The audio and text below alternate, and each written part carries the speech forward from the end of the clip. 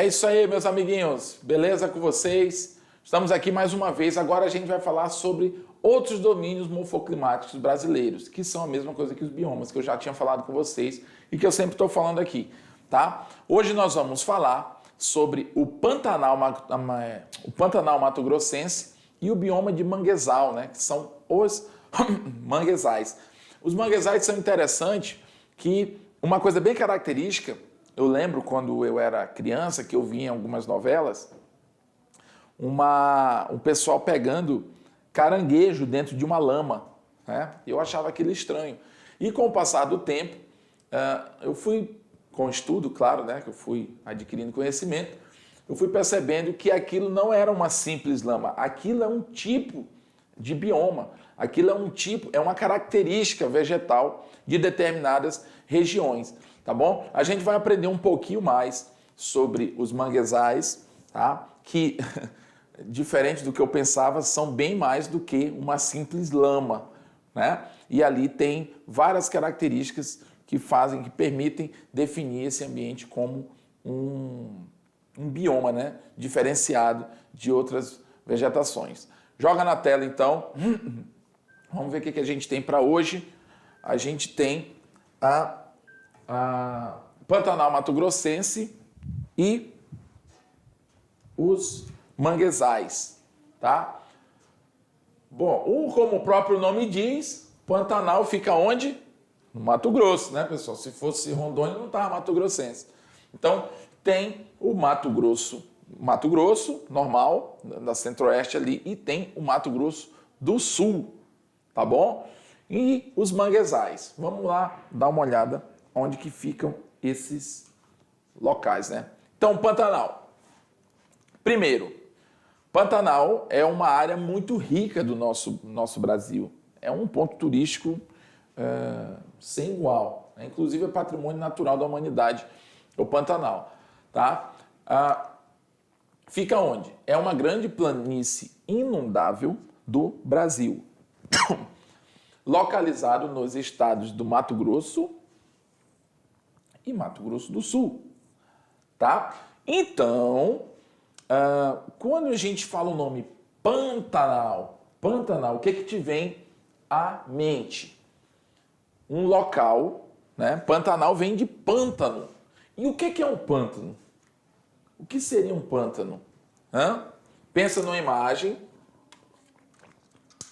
de um pântano, se você sabe o que é um pântano. O que a gente percebe num pântano? Qual é a característica de um pântano? Pântano, pessoal, é uma região alagadiça. É uma região geralmente ali dentro do mato, em que ela está sujeita à cheia dos rios. Então, quando o rio sobe, ela alaga. Quando o rio desce, ela seca. Então, ela está ali vulnerável a enchentes, né? A alta e baixa dos rios. E essas regiões alagadiças são chamadas de pântanos, tá bom? E, no caso do Pantanal, esse é um tipo de característica que predomina nesse local. Essas planícies mato-grossenses são inundáveis. Elas têm grande parte do seu período são inundadas. Tanto é que o nome é Pantanal, justamente por ela apresentar essa característica muito forte, né, das inundações. Tá bom? Então, ela estende-se também pelo Paraguai e Bolívia. Então, assim como, por exemplo, a floresta amazônica, está predominantemente dentro do Brasil, mas não quer dizer que só exista a floresta amazônica em solo brasileiro. Tem outros países que tem também. Tá? No caso aqui do Pantanal, também temos Pantanal no Paraguai e na Bolívia. Então, ele é uma região abrangente aí, né? em outros países. É uma faixa de transição com características dos domínios amazônicos e cerrados. Então, algumas características nesse bioma vão nos lembrar a Amazônia, né? E vão nos lembrar também cerrado. Ou seja, na Amazônia nós temos árvores grandes. Por exemplo, um exemplo, nós temos árvores grandes, de grande porte, no Pantanal também. Mas também existem planícies. No Cerrado a gente tem planícies. Já na Amazônia, dificilmente a gente vai ter aquela área vasta como é a característica de um cerrado. Então, o Pantanal, ele apresenta essa característica, né, de transição entre uma faixa de domínio amazônico e cerrado. E temos aí uma onça, né, que é um dos símbolos aí da nossa vegetação, das nossas florestas, uma onça pintada, né, que é também uma lenda do Pantanal, ok? E eu sugiro que você não brinque com um gatinho desse. Se você topar com um desse na sua frente, né, não é muito bom tirar onda com ela não, tá bom? Sai de perto, Deus o livre. Mas enfim, verões úmidos e quentes, e invernos secos e frios, são características desse bioma, né? Então aqui a gente tem, ó, você percebe que é uma planície que, quando a água sobe, né, ela enche determinadas porções de relevo, né, mais baixos. Quando a água desce, ficam essas águas empoçadas. Então, toda vez que essas águas sobem, automaticamente elas vão inundar todo o trecho vegetal, o que vai caracterizar esse bioma.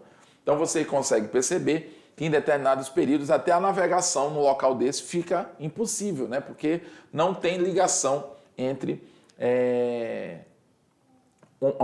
uma porção do rio e outra, devido ao quê? Justamente as características não, justamente devido à baixa da água que cria ali, né, impedimentos para a navegação.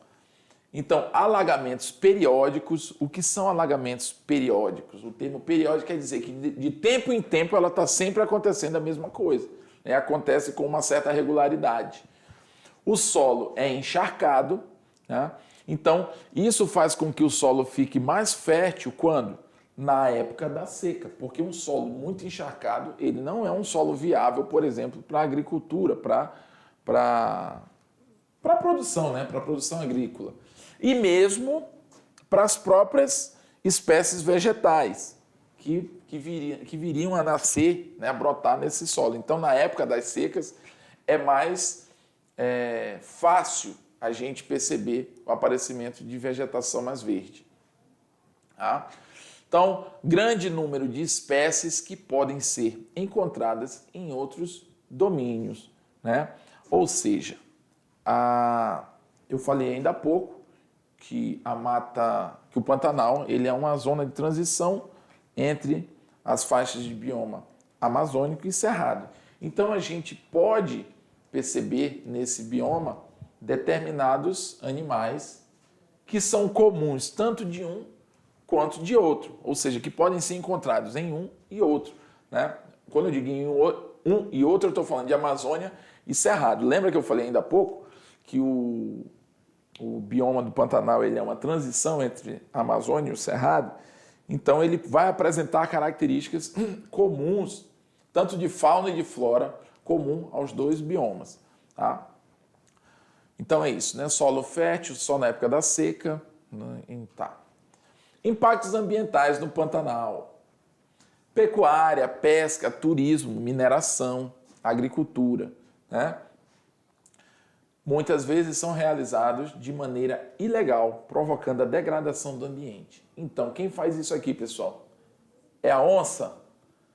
Quem faz isso aqui? É a cobra? Quem faz isso aqui? É a tartaruga? Quem faz isso aqui? É o tamanduá? Não, pessoal, quem faz isso aqui é o homem.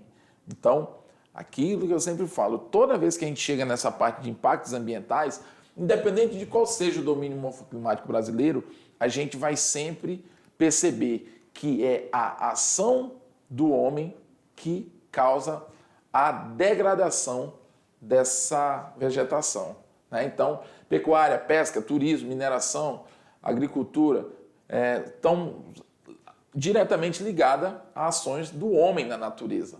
E muitas vezes isso é feito de maneira ilegal, ou seja, não respeitando algumas regras, né, que tentam minimizar o impacto ambiental nessas regiões, né, para o uso sustentável. Então, infelizmente, acontece aí muitas vezes até a extinção de algumas espécies brasileiras, não só brasileiras, mas eu estou falando de espécies de seres vivos, por quê? Porque por causa da ação incorreta do homem na natureza, né? Então, esse foi o Pantanal. Agora, os manguezais. Manguezais, como eu falei, né, são aquelas... Tem a ver com a lama, que eu tinha dito, né? Eu achava que aquele pessoal pegando na televisão... tinha uma novela que eu lembro, eu não lembro exatamente o nome agora, acho que era Tieta o nome da novela, que eles pegavam, lá dentro da cena, era uma vila de pescadores, que eles viviam ali da coleta, né, da captura de caranguejos para vender. E aparecia algumas vezes eles coletando esses caranguejos. Então eles enfiavam a mão naquela lama e com o tempo eu fiquei sabendo, né, estudando, que aquilo era um bioma, e esse bioma são os manguezais, que não é uma simples lama. Geralmente, esses manguezais, eles são encontros entre água salobra e água salgada, né? Aliás, entre água doce e água salgada, fica um ambiente salobro, né? Que não é nenhum e nem outro. E isso propicia nutrientes aí, e características desse local para determinados seres vivos virem se alimentar. Então, ecossistema alagadiço com solo de lama, né? A famosa lama, tá? Encontrado em zonas de encontros entre água doce e água salgada. Portanto, é comum, pessoal, isso no meio do continente, né? Deixa eu desenhar aqui vou desenhar um mapa do Brasil, né? Eita, quase que eu acerto, hein? Vamos supor que isso aqui é o mapa do Brasil, pessoal. Se, né? Lembrando, isso aqui é o oceano, tá? Se o mangue, né? Ele é encontrado em zonas de encontro entre água doce e água salgada, tem como esse bioma ser encontrado aqui, bem aqui no meio do continente? Não, pessoal. Por quê? Porque a água salgada, ela está no litoral do continente, né? Nem sempre ela está... aliás, nem sempre não, né? Ela não permeia o continente, a água salgada, tá bom? Então, não são em zonas no centro, digamos, do país que a gente vai encontrar mangue, tá bom? Bom, características vegetais. Inundado 2 vezes ao dia durante as marés cheias e sofre grande influência da água doce dos rios. Então, no mangue, é muito comum você perceber esse tipo de vegetação. O que você pode concluir disso? Esse tipo de vegetação, a gente percebe que são raízes ou caules aéreos, né? São raízes altas. Por quê? Porque é uma espécie de adaptação dos vegetais para viverem nessa região. Um solo alagadiço, ele vai ter uma consistência mais maleável, ele vai ser um solo mais mole. Então vai ser difícil de uma planta conseguir se fixar comumente, né?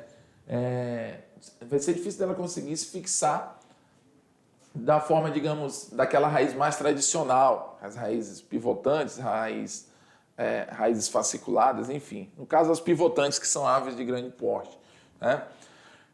Vai ser difícil, por quê? Porque esse solo não vai dar sustentabilidade para elas. Então, elas desenvolvem características de raízes, por exemplo, que vão ajudar na fixação dessa planta nesse tipo de solo, né? Uma raiz mais aberta, uma raiz mais abrangente, que vai servir como se fossem tábuas que estivessem escorando ela, né? Olha aqui para mim, isso aqui é interessante.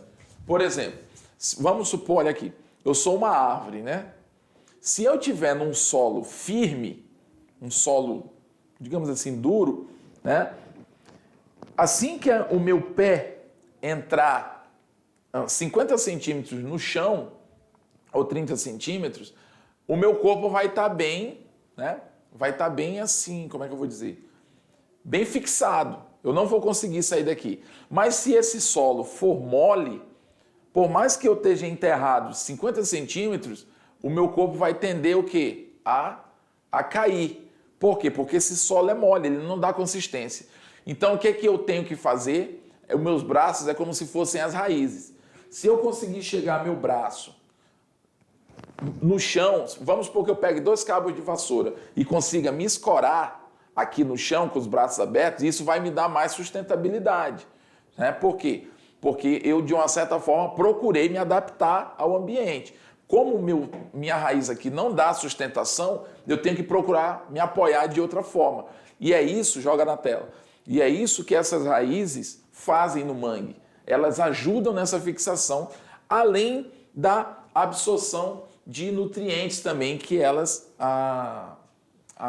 acabam atuando, né? Com essa área de ampliação, elas acabam conseguindo extrair nutrientes desse tipo de ambiente com mais competência, tá bom? Então, uma característica típica do manguezal é justamente isso, né?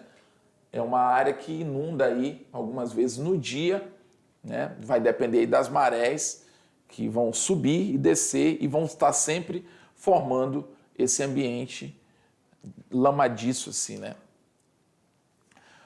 Então, as árvores desse bioma geralmente são dotadas de adaptações que lhes permite fixar no solo mole desse ambiente, né? E adaptação a um ambiente pobre em oxigênio. Então, o solo ele está ali muito denso, né? Esse ambiente ele é um ambiente pobre em oxigênio. Então, existem essas adaptações também nas raízes aí pela questão da captação, né? A vegetação da captação do oxigênio, tá bom? Tá. O que eu estava pensando aqui. O oxigênio, pessoal, ele não é só... É importante vocês pensarem, terem isso em mente. O oxigênio ele não é só importante para a gente, não, tá bom? O oxigênio ele é importante para os seres humanos e para 90%, 99% dos seres vivos precisam de oxigênio. Então, todos os lugares pobres em oxigênio, geralmente, os seres vivos presentes nesse local, eles têm algum tipo de adaptação, ou para viver sem oxigênio, que são, no caso, alguns micro-organismos, como bactérias, por exemplo, ou então eles vão ter algum mecanismo que vai tentar melhorar a captação do pouco oxigênio que tem nesse ambiente, tá? Então, grande abundância de seres vivos, a gente pensa que não, mas existem vários tipos de seres vivos, até mesmo de pequeno porte nesse tipo de ambiente, ocorre nas regiões tropicais do planeta, entre ecossistemas terrestres e marinhos, né? Ou seja, água doce e água salgada. Amapá e Santa Catarina são estados que apresentam, né? Onde são encontrados esses tipos de bioma. Muitas famílias que habitam em regiões litorâneas próximas a manguezais sobrevivem do extrativismo de animais desse ecossistema, como mariscos e caranguejos, viu? Então, existem animais que vivem nesse ambiente e servem até mesmo de sustento para as pessoas que coletam esses animais para vender, né, para sua subsistência. Tá bom, pessoal? Então, mais uma aula sobre mais 2 domínios morfoclimáticos brasileiros, que foi o Pantanal e os manguezais, ok? Vamos continuando, vamos para frente que tem mais assunto aí para a gente entender.